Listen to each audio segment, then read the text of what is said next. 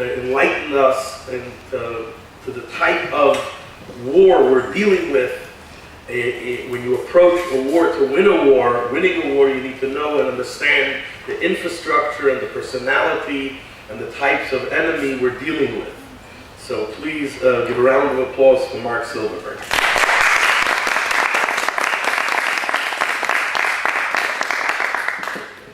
This microphone is having its ups and downs today.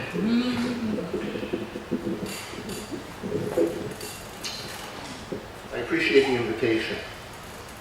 It is always an honor to speak to groups such as these on subjects as important as the one on which I will speak this evening.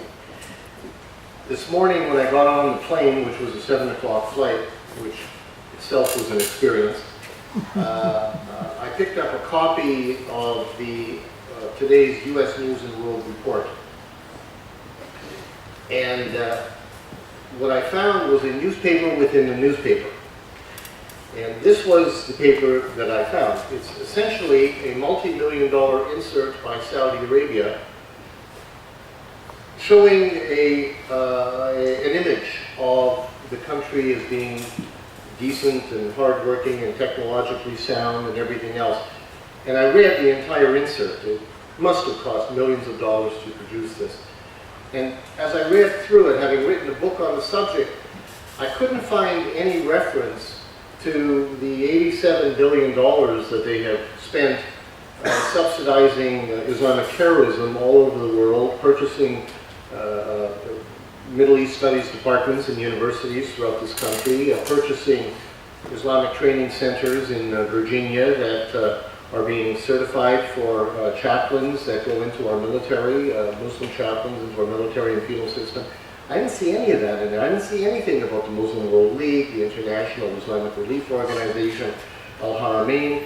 These are organizations that have spent millions of dollars to purchase Al-Qaeda guest houses in Sudan, to fund the terrorists who plotted the first attack on the World Trade Center, who funded attempts to bring down the Lincoln Tunnel in New York, and the Holland Tunnel and various other things. I somehow didn't read any of that in here.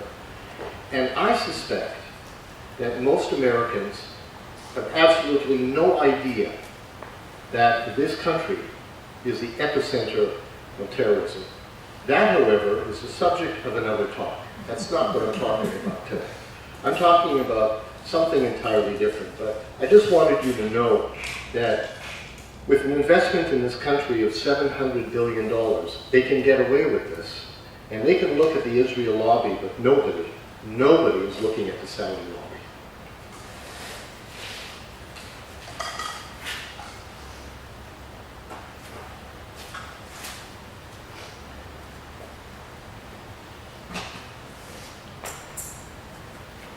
I was trying to think of an appropriate way to begin, and a story occurred to me that in 1874, the Lord Mayor of London hosted a dinner in honor of a visiting Grand Duke from Russia. And among the invited guests was the famous Jewish philanthropist, Queen Victoria's treasurer, Sir Moses Montefiore. This was the creme de la creme of London society, and everybody was sitting around the table. And the Grand Duke was a rabid anti-Semite, and the fact that he had to sit at the same table with an individual who was as famous as Montefiore didn't really matter to him, but he just couldn't pass up the opportunity of making a comment. And so in a voice that was loud enough to be heard by the assembled guests, he said, you know, Your Worship, it's interesting that on my last trip to Japan, I noted that the country was unique in that it had neither Jews nor pigs. Well, at that point, everybody began shuffling around uncomfortably in their seats, except for Montefiore, who stared the Grand Duke directly into the eye and very casually said to him, well, sir, perhaps you and I should take a trip to Japan, and that way they would have a sample of each. Now, I tell that story. I tell that story because anti-Semitism, anti-Americanism, anti-Westernism, everything that we believe in, has become a cottage industry in the Middle East, and possibly throughout the Islamic world as well. On 9/11, after 20 years of provocations and humiliations, of kidnappings and bombings of American installations, and the harvesting of Americans in Beirut in 83, in Somalia in 93, in Tehran in 79, and USS Cole, which, by the way, was not the first attempt to bring down an American ship. They tried it on the USS Sullivan's the year before, but they overloaded the ship with explosives, the boat that went out there, and it sank. And so they learned the next year, and that's how they bombed the USS Cole. America finally realized on 9/11 that its society as a whole was under attack. It was under assault, but it never really understood why. And the tragedy is, it still doesn't. As we enter the 21st century, we're engaged in a clash of cultures, the result of which will determine whether the civilization that we know, our way of life as it is, will or will not endure. It's a clash between the forces of secular democracy and modernism on the one hand, and the forces of religious medievalism that seek to return us to the Dark Ages. And ultimately, it is between those who accept the concept of a separate state and those who wish to establish a global Islamic caliphate, which would include America. Today, you can look around the world and even a fool recognizes that radical Islam is on the move. Its adherents are totalitarian, they are aggressive, they are conquering, they are arrogant, and they are absolutely and positively convinced that they are also invincible. They are intolerant, they are bristling with resentment, and they believe that their moment in history has arrived. And yet, despite the jihad over the Danish Mohammed cartoons and Hamas's victory in Gaza and the West Bank, and Hezbollah's electoral success in Lebanon, and the election of a religious Shiite regime in Iran, and the quasi-civil war that's going on in Iraq, and the growing influence of the Muslim Brotherhood in Syria and Jordan and in Egypt, despite the 9/11 tragedies, despite the November 2004 butchering of Theo Van Gogh, a great grandson, nephew, something of Vincent Van Gogh in Holland, because he produced a 10-minute documentary showing how Islamic men treat their women, and for that he was butchered. The London subway bombings, the Madrid bombings, despite all of these events that are going on in the world in the last year or two, American foreign policy analysts still really do not understand the nature of the enemy whom we confront, and particularly we do not understand the societies that have spawned them. In many ways, we have become victims of our own myths. We would do better, I think, if we told our policymakers and political analysts to be more alert to the culture of the Middle East and to the deep complexity of their problems. 4 years ago, for example, the Bush Doctrine proclaimed that American foreign policy would promote democracy throughout the Arab world by encouraging full, free, and fair elections. The Arab masses, the assumption went, will choose peace and freedom, and they will choose democracy if given the chance to do so. Now, the problem with the concept is that there are 280 million Arabs living in 22 countries who have no real understanding of the concept of democracy, not because they're stupid, but simply because they've never been exposed to it. And unfortunately, by stressing the importance of full, free, and fair elections immediately in such societies, the Bush administration has opened Pandora's box.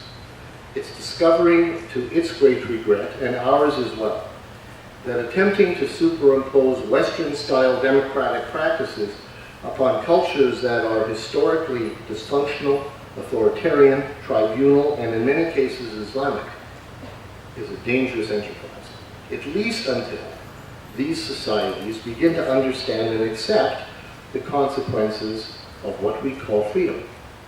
And that may take generations.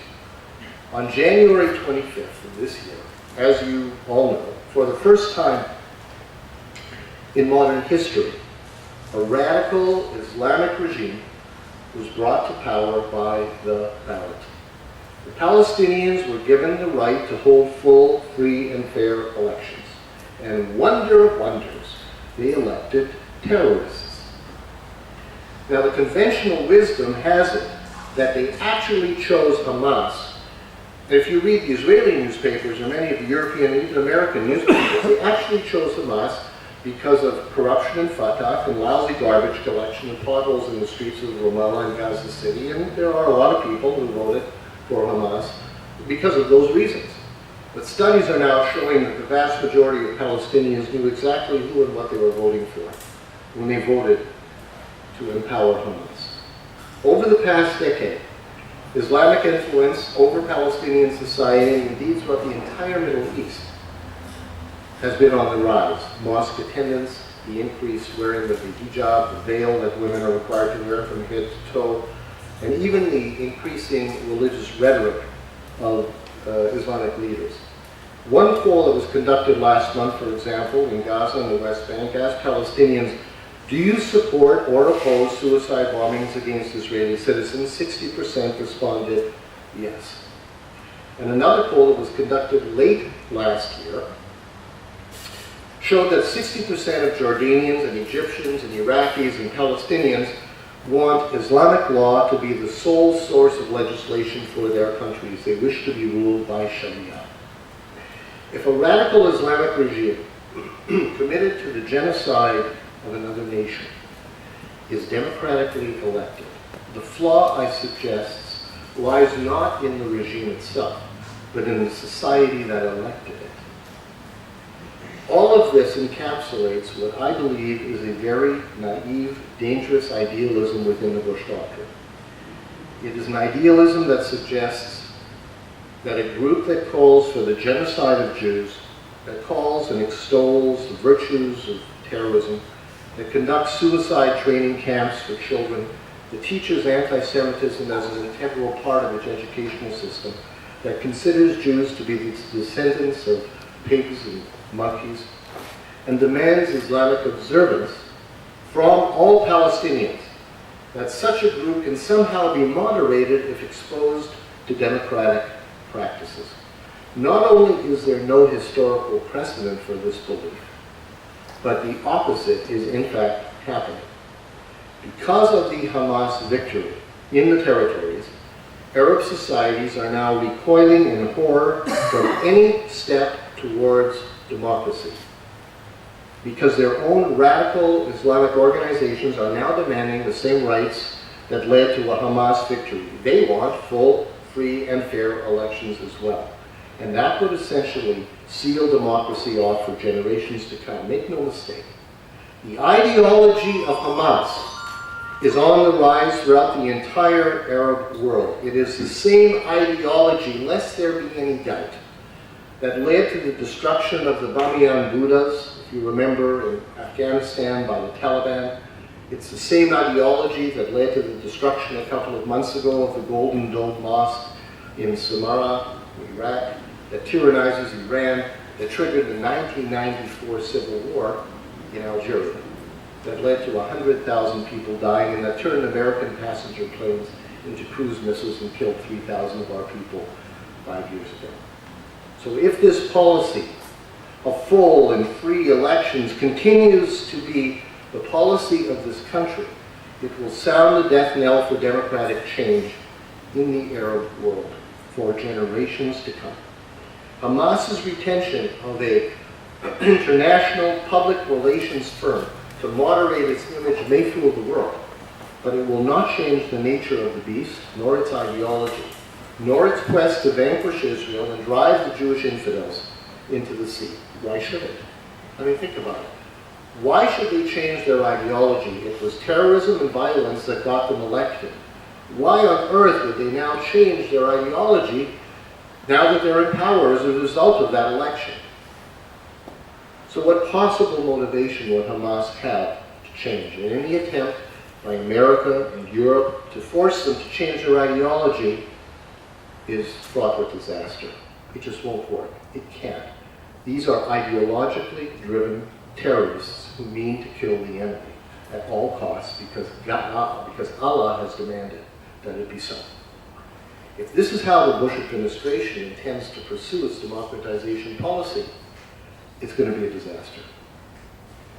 Opening up the electoral system to Islamic fascists before the creation of a democratic infrastructure is in place is indeed a recipe that will seal the fate of the Middle East, possibly for the next 50 years, if only because these cultures have neither a democratic tradition nor any real understanding of how democracy should function. So, let's try and understand a little bit about the societies that we are empowering in the Middle East. According to a 2003 United Nations Human Development Report that was prepared by Arab intellectuals, 65 million adults, two-thirds of whom are women, and 10 million children are functionally illiterate. Women who are raped are often accused of damaging the honor of their families, the penalty for which is death. Not for the rapist, but for the victim. The number of books that have been translated into English by the entire Arab world in the past decade numbers less than the number of books translated by Greece. And the entire gross domestic product of all 22 Arab countries combined is less than that of Spain. Despite the billions of petrodollars that the Arab states have earned in the last 25 years from the sale of oil to us, unemployment today is still higher in the Arab world than in any other region on the earth. 1 out of every 5 Arabs earns less than $2 a day. Despite the enormous oil wealth, it is not at all evenly distributed. Only 1% of the Arab world has computers. And over the last 20 years, per capita income has grown less than 1/2 of 1%, and the only region of the world that has grown that slowly is sub-Saharan Africa. All of which leads to a recognition, or at least should, that the Arab Middle East is deeply dysfunctional. A dysfunction that has prevented any meaningful political, economic, or social reform from within for generations, even centuries. It's become a breeding ground for Islamic terrorism, beheadings, suicide bombings, conspiracy theories, and anti-Western hatred as a result of decades of misinformation, of corruption, of economic mismanagement, and political repression. And despite the fact that the Arab leaders have created a culture of victimhood by blaming the West for all Arab misfortunes, the problems lie squarely within Arab society itself. So, in an attempt to change all of this, in early 2004, the Bush administration decided to introduce something called the Greater Middle East Initiative. Now, this was an attempt to coerce Arab and South Asian governments to adopt major political reforms, to hold them accountable for human rights, to introduce economic reforms, in return for which the Western nations would offer greater political engagement, they would increase aid, they would facilitate membership of these countries in the World Trade Organization, and foster security arrangements. The Greater Middle East Initiative proposed holding free elections, developing an independent media, fighting corruption by increasing employment, and literacy, and women's rights, and improving education. All of these good things. It was a terrific program. It was absolutely a terrific program. And from the Western perspective, it made absolutely perfect sense. The problem is, the Middle East isn't America, and it's certainly not Europe. Washington, Paris, and London are not Damascus, Cairo, and Tehran, and the historical experiences of the Arab world are entirely different from our own. Our illusions really came to an end a couple of months ago in Bahrain, where a Forum for the Future conference was held for the entire Arab world. The conference was convened primarily to advance the cause of democracy by assisting in the development of what are called NGOs, non-governmental organizations, to create, in effect, a more civil-based society in the Arab world. Egypt torpedoed that conference because they demanded that Arab governments had to maintain absolute control over how pro-democratic groups in their countries received their funding. Mubarak made it clear, or should have, to America and to the West, that he really had absolutely no intention of creating or allowing any democratic growth in his country, or any dissent for that matter that could one day challenge his own power. So the conference failed. And it failed because American foreign policy in the Middle East continues to treat Arab society not as it is, but as it wants it to be. Democracy is more than a word. It's a concept. It's a way of life. It's an understanding that minorities have rights too, and that power must be exercised from the bottom up and not from the top down, with an unwritten rule that you simply don't just kill people with whom you disagree or who disagree with you. Democracy, when you think about it, has really very, very few values of its own. It's only as good or as bad as the cultural character of the people who operate it. And a very, very, very small part of democracy involves voting and elections. It requires getting used to the idea of freedom and pluralism and the free and open discussion of alternate ideas and opinions, especially those with which one disagrees, and enshrining them in the law by respecting minority rights and free speech, and the belief in the legitimacy of government that must be derived by the consent of the governed and not from the barrel of a gun. America has yet to learn that democracy is not a commodity that it can export or donate to the Arab world. It's not something that comes in a box that can be unloaded and assembled overnight. It's not like freedom or liberty. It can't be laid down like astroturf. It's a concept. It's about the slow and gradual development of democratic institutions, and it requires intangible bonds, complex bonds of responsibility to one another and mutual trust. So while there's been a lot of debate in Washington over the last few years about nation building, particularly in post-Saddam Hussein Iraq, the truth is that democracies aren't things that you just build. It just doesn't happen that way. They require an entirely different set of beliefs from those required for survival under tyrants and dictators. That's why the most dangerous enemy that we face in the Middle East today is not terrorism, but naivety. It has taken 4 centuries for the West to reconcile freedom with religion. What is now considered by us to be called the democratic tradition included a march towards parliamentary democracy that began with the Magna Carta in 1215 and included 4 centuries of religious wars, civil wars, Renaissance, a Reformation, and in some cases, regicide, the execution of kings. But in the end, church and state were separated, and an educated, free-thinking, secular middle class that led to the industrial age was born. But it took 4 centuries to do that. Islam has never had a Renaissance or a Reformation, which is why Islamic leaders continue to interpret the Quran and the Hadith as if they were living in the 10th century. Islam has never separated religion from politics, and that's why radical Islamists today seek the promises of the afterlife over life, and they can justify the murder of millions in the name of Allah. The growth of radical Islam, coupled with tribalism and what is essentially a male-dominated culture, have always derailed the evolution of democracy in the Arab world. The majority of Arabs simply find comfort and safety in Islam and in their own tribes and clans. It's just the way it is.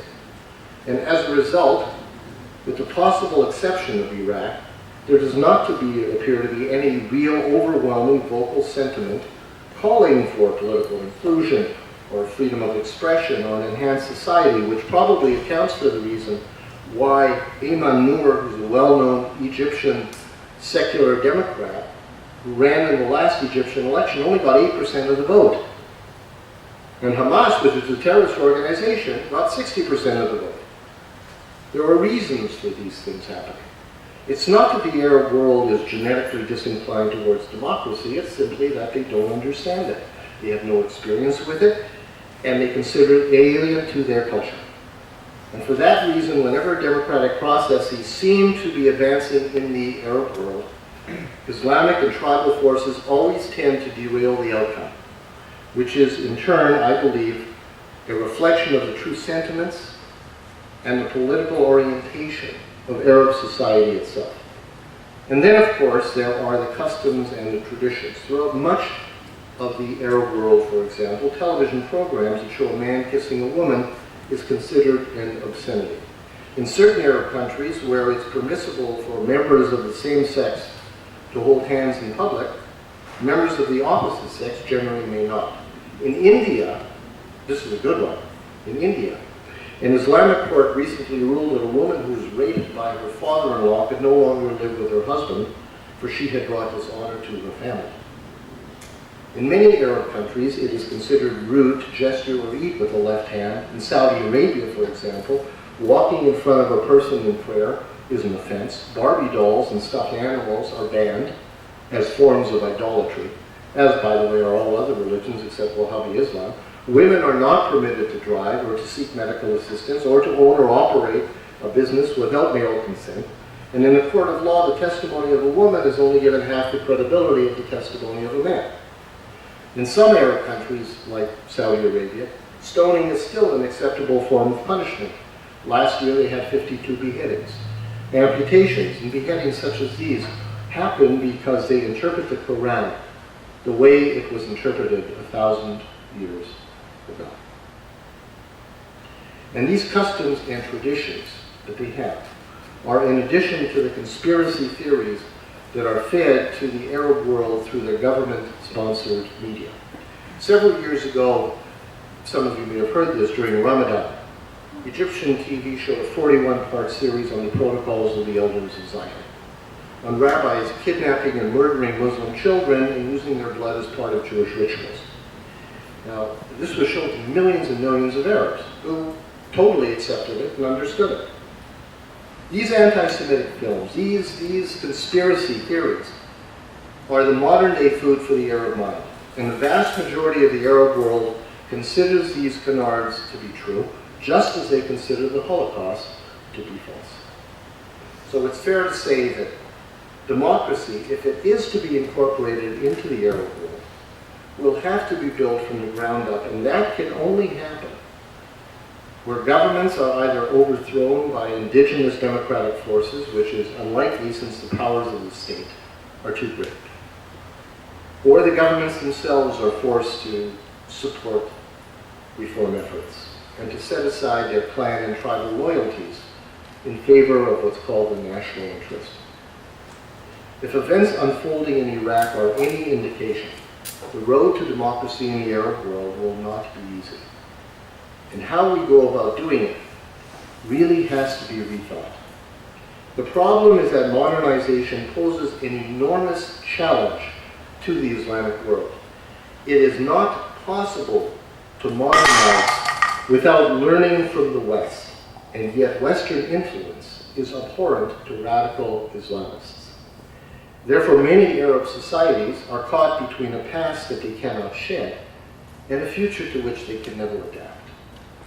While as Islamists they seek a return to what we call the golden age of Islamic Spain 1,000 years ago, they fail to understand that they can never achieve the 21st century equivalent of that goal without the technology that they so despise. So as a result, so long as Islamic radicalism holds sway in the Middle East over the Arab populations, the region will lag further and further behind in all social indicators. There is no way around it. The truth is that such regimes are the least likely to foster the growth of democratic dissent unless they are compelled to do so for their own survival. The Western powers have to combine their efforts and impose economic and financial sanctions, political and diplomatic isolation to such an extent that the very survival of these regimes is threatened.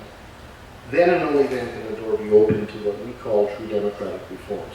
To sum up, the Bush administration, in my opinion, has grossly underestimated the difficulty in converting Arab societies into functioning democracies.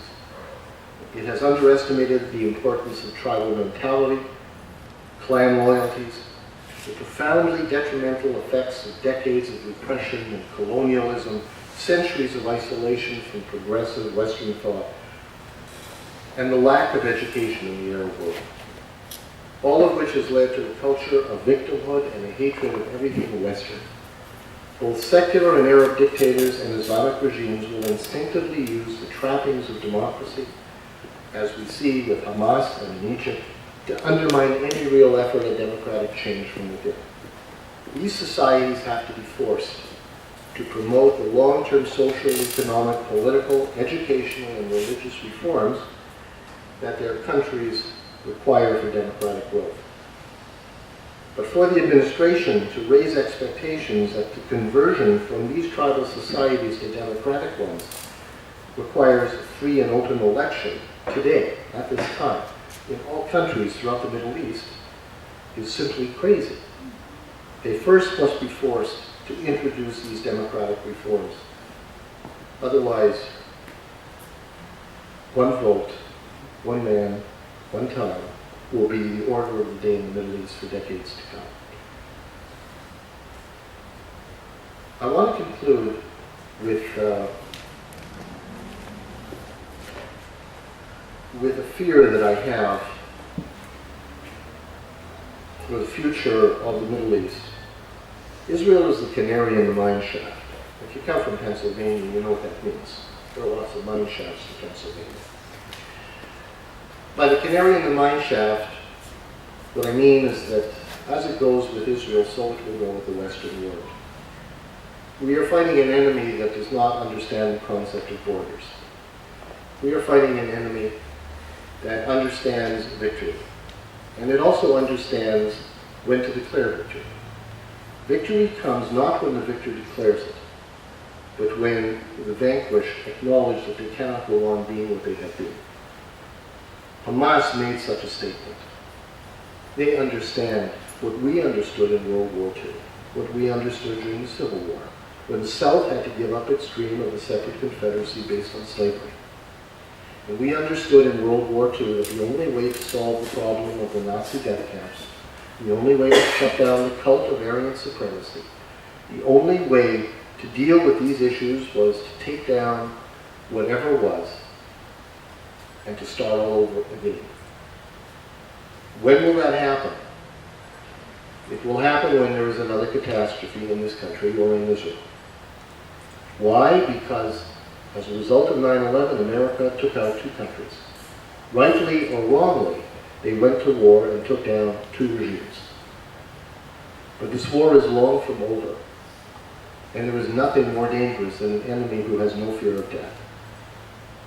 Thank you.